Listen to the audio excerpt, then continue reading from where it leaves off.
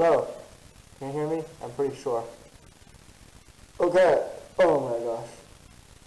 So, hello? Hey! Hello! Okay, I'm gonna read some textbooks because I have to.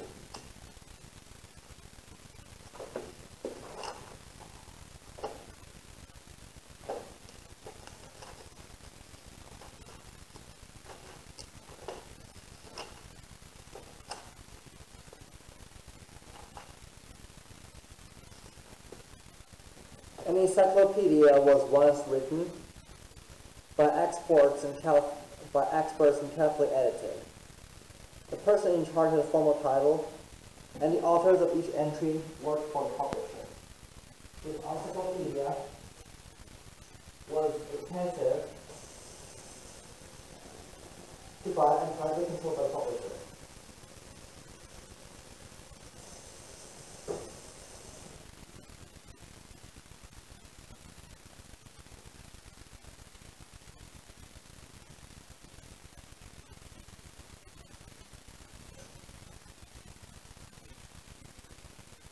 It was at first fully open to online editing by its users. The controversial guru of this new game offering, Jimmy Wales,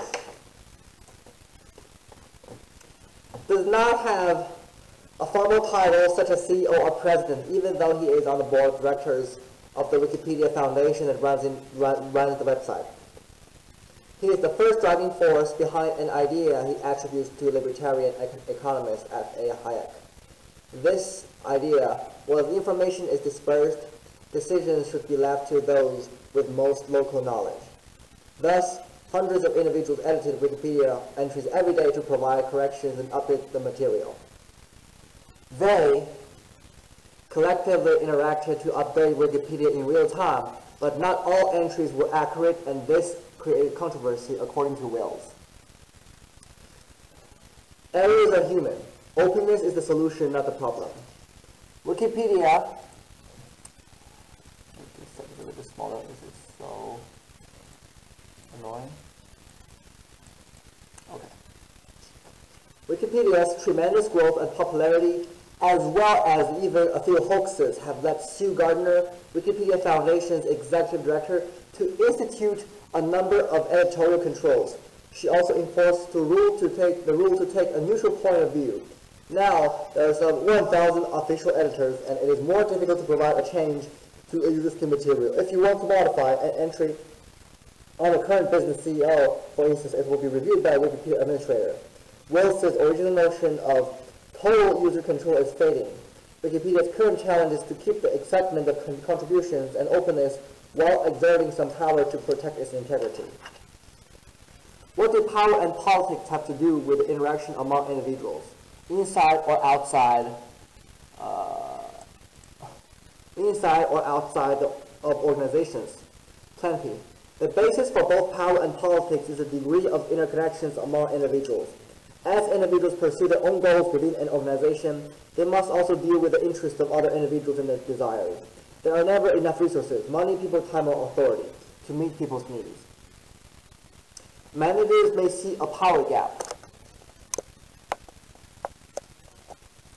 Managers may see a power gap as they constantly face too many competing demands to satisfy. They must choose to favor some interests over others. For example, you may want a flexible schedule in order to achieve a balance between work and home demands, but the organization requires you to be present on a regular basis. Your interests and those of the organization do not appear to be consistent, and your manager may not even have the authority to offer you the flexible schedule you need. The managers see a power gap as they recognize that giving you a flexible schedule means others might also ask for one. The power gap and its associated political dynamics have at least two sides. On the one hand, power and politics can represent an unpleasant side of organizational life. Organizations are not democracies composed of individuals with equal influence. Some people have a lot of power than others. There are winners and losers in the battles for resources and rewards. On the other hand, power and politics are important organizational tools that managers must use to get jobs done. Most organizational members can win when managers identify areas where individual and organizational interests are compatible. In organizational behavior, power is defined as the ability to get someone to do something you want done, or the ability to make things happen in the way you want them to. The essence of power is control over the behavior of others. Without a direct or indirect connection, it is not possible to alter the behavior of others. While power is the force used to make things happen in an intended way, influence is what an individual has when he or she exercises power, and it is expressed by others' behavioral response to the exercise of power. In Chapter 13 and 14, we will examine leadership as a key power mechanism to make things happen. This chapter will discuss other ways that power and politics form the context of leadership influence. Interdependence, legitimacy, and power. It is important to remember that the foundation of power rests on interdependence. Each member of an organization's fate is, in part, determined by the actions of all other members. All members of an organization are interdependent. It is apparent that employees are closely connected with the individuals in their work group, those in other departments they work with, and, of course, their supervisors. In today's modern organization, the pattern of interdependence and therefore the base for power and politics rests on the system of authority and control. Additionally, organizations have societal backing to seek reasonable role in legitimate ways. Leaders on leadership, Edward J. Zohr. Edward J. Zohr is the 16th president of Northwestern Mutual and also serves as firm CEO. Northwestern Mutual is the largest direct provider of individual life insurance in the United States, with assets of more than $137 billion. It is the only company that has been ranked at the top of its industry on the list of most admired companies in America every year since the survey began. Zohr's goal is not to maximize stockholders' wealth, since the customers at Northwest Mutual actually own the firm. It is a mutual company, and no stock options go to the executives. Instead, dividend proceeds are given back to the customers. In an area of questionable executive actions, it is refreshing to hear a leading manager say, "Our neutrality is about fairness. It's about upholding strong principles." These strong principles helped Northwestern Mutual forego the short-term profits others were posting on mortgage derivatives just before the recent financial crisis hit the insurance industry. Instead of following the crowd and seeking higher short-term gains, Northwestern Mutual charted a safer, a somewhat less dramatic course to continued prosperity and growth. This leadership did not go unnoticed. Edward J. Zohr was recognized as one of the 100 most influential people in business ethics by Ethisphere, an international business ethics think tank dedicated to business ethics and corporate social responsibility. The award cited Mr. Zohr's enduring relationships with clients and for guiding Northwestern Mutual away from the subprime disaster. The unstated foundation of legitimacy in most organizations is an understood technical and moral order. From infancy to retirement, individuals in our society are taught to obey higher authority. In societies, higher authority does not always have a bureaucratic or organizational reference, but consists of those with moral authority, such as tribal chiefs and religious leaders. In most organizations, higher authority means those close to the top of the corporate pyramid. The legitimacy of those at the top derives from their positions as representatives for various constituencies. This is a technical or instrumental role. For instance, senior managers may justify their lofty positions by suggesting they represent stockholders. The importance of stockholders is, in turn, a foundation for our capitalistic economic system. Some senior executives evoke ethics and social causes in their role as authority figures because ethics and social contributions are important foundations for the power of these institutions. For instance, take a look at Leaders on Leadership and Edward J. Zohr, president of Northwestern Mutual. Yet just walking about the ethical and social foundations for power will not be enough to ensure that individuals comply with their supervisor's orders if they were not prone to obedience. Obedience. The mythology of American independence and unbridled individualism is so strong, we need to spend some time explaining how most of us are really quite obedient. So we turn to the seminal studies of Stanley Milgram on obedience from the early 1960s. Milgram designed experiments to determine the extent to which people would obey the commands of an authority figure. even if they believed they were endangering the life of another person. Subjects from a wide variety were endangering the life. Subjects from a wide variety of occupations ranging in range from 20 to 50 were paid a nominal fee for participation in the project. The subjects were told that the purpose of the study was to determine the effects of punishment on learning. The subjects were to be teachers, the learner, a partner of milligrams, was strapped to a chair in an adjoining room with an electrode attached to his wrist. The experimenter, an other partner of milligrams, was dressed in a laboratory coat, appearing impassive and somewhat stern. The experimenter instructed the teacher to read a series of word pairs to the learners and then to reread the first word along with 4 other terms. The learner was supposed to indicate which of the 4 terms were in the original pair by pressing a switch that caused the light to flash on the response panel in front of the teacher. The teacher was instructed to administer a shock to a learner each time an incorrect answer was given. The shock was to be increased 1 level of intensity each time the learner made a mistake. The teacher controlled switches that supposedly administer the electric shocks. In reality, there was no electric current in the apparatus. And the learners purposely made mistakes often and responded to each shock level in progressively distressing ways. If a teacher provided unwilling to administer a shock, the experimenter used the following sequential clause to get him or her to perform as requested. Please continue. The experiment requires that you continue. It is absolutely essential that you continue. And 4, you have no choice, you must go on. Only when the teacher refused to go on after the 4th pair clause would the experiment be stopped. So what happened? Some 65% of the teachers actually administered an almost lethal shock to the learners. Shocked at the results, Milgram tried a wide variety of variations. Different commands to continue, a bigger gap between the teacher and the experimenter, with similar if less severe shocks. He concluded that there is a tendency for individuals to comply and be obedient, to switch off their emotions and merely do exactly what they are told to do. The tendency to obey is powerful, and it is a major problem in the corporate boardroom, where the lack of this dissent due to extreme obedience to authority has been associated with a lack of rationality and questionable ethics. Acceptance of authority and the result of indifference. Obedience is not the only reason for compliance in organizations. The author of groundbreaking research in management theory and organizational studies, Chester Barnard, suggested that it is also stems from the consent of the governed. From this notion, Barnard developed the concept of the acceptance of authority, the idea that some directives would naturally be followed while others would not. The basis of this acceptance view was the notion of an implicit contract between the individual and the firm, known as a psychological contract. These 2 ideas led Barnard to outline the notion of the zone of indifference where individuals would comply without much thought. Acceptance of authority. In everyday organizational life, Barnard argued that subordinates accepted and followed a managerial directive only if 4 circumstances were met. The subordinate can and must understand the directive. The subordinate must feel mentally and physically capable of carrying out the directive. The subordinate must believe that the directive is not inconsistent with the purpose of the organization.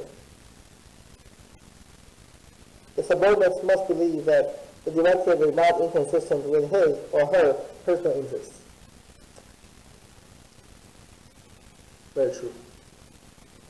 Know the way in which the organizational purpose and the personal interest requirements are stated. The subordinate does not need to understand how the purposed action will help the organization. He or she only needs to believe that the requested action is not inconsistent with the purpose of the firm.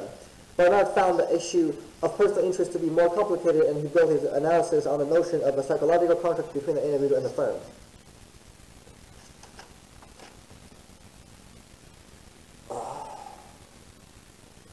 Let me do some water.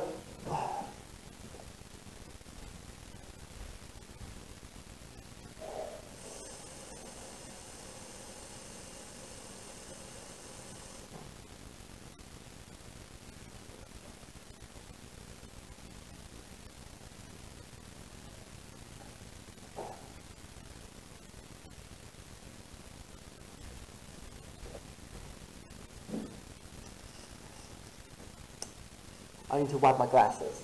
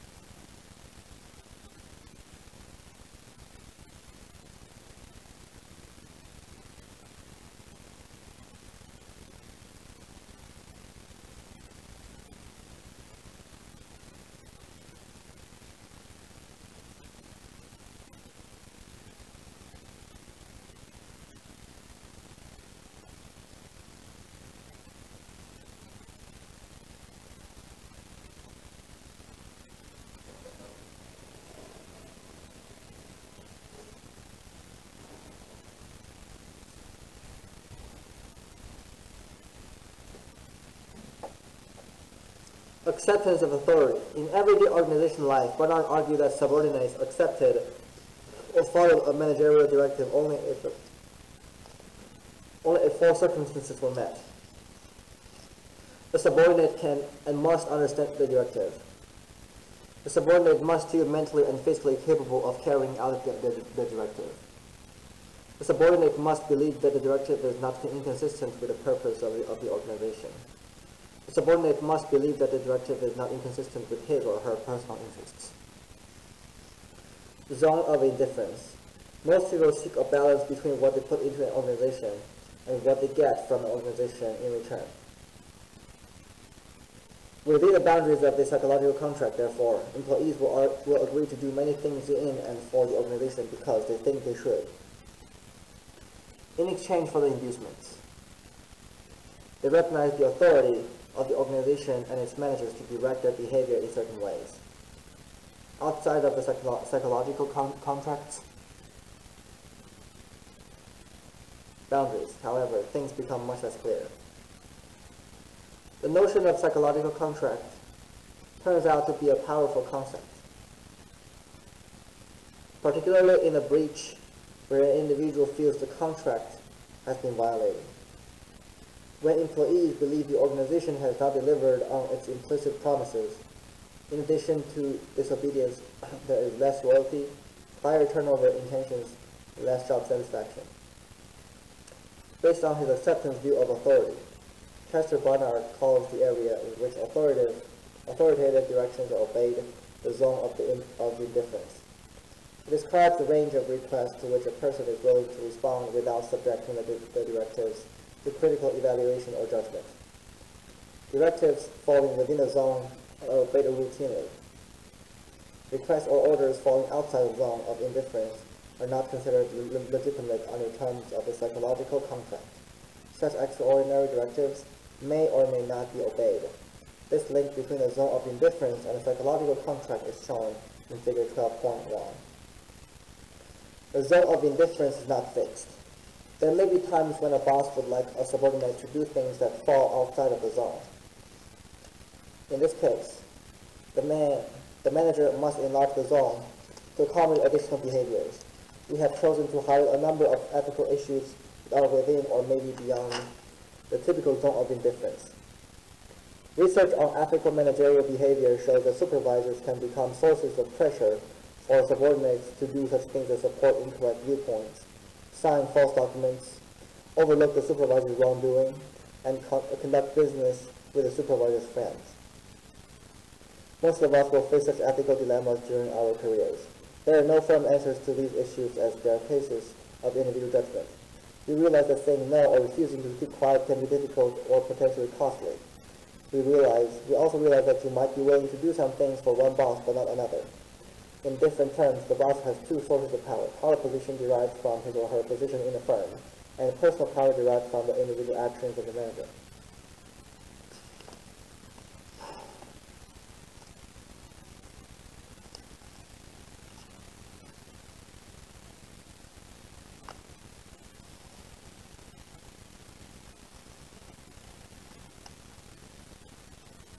Fudge bosses expense accounts. Expense accounts. Fudge bosses expense accounts. Work Sundays. No. Stop during lunch hour for a boss. Shop during lunch hour for a boss. No. Make coffee for the office. Work 40 hours in a week. Yes. Do word processing. Yes. Schedule meetings. Yes. Maintain computer databases. Yes. Work occasional paid overtime. Yes. Computer letters and reports. Compose letters and reports. Computerized members list for boss's country club. Fudge boss's expense accounts. Most of us will face such ethical dilemmas during our careers. There are no firm answers to these issues as they are cases of individual judgment. We realize that saying no or refusing to keep quiet can be difficult and potentially costly.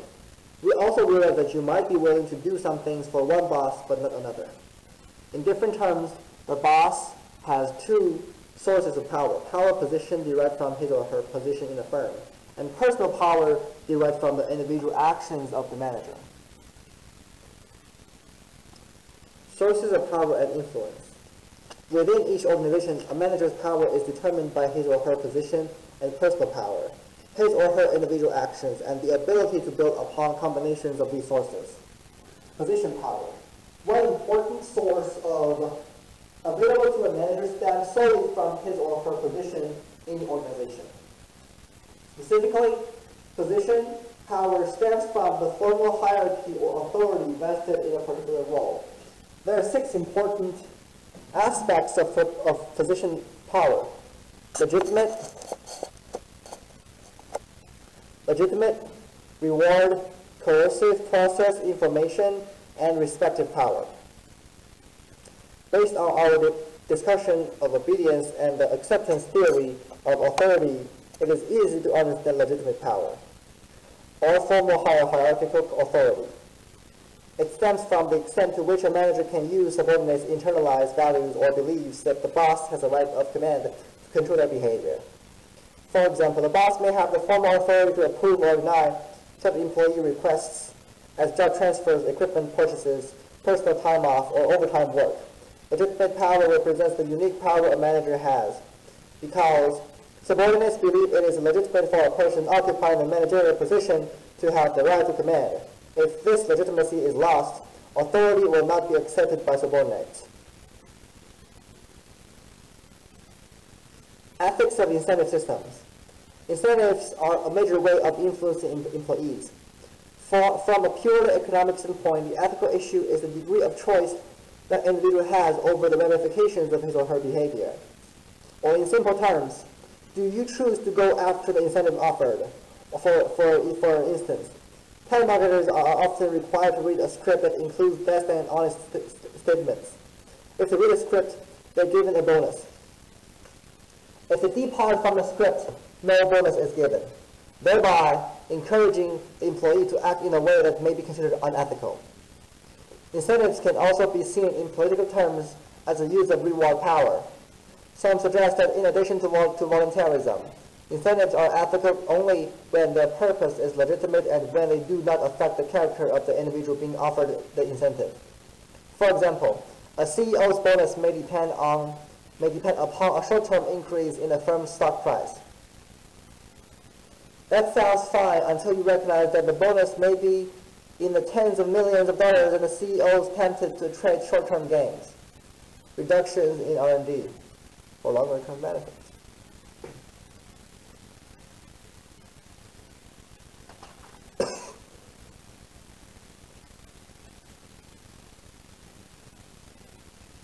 One of these have firms that is minority-owned. The option is concerned that minority advancements will slow down. She admits, there are lots of conversations about the pipeline of people, but one is why there aren't more. Where to go? Personal power. So they have personal powers and corporate powers.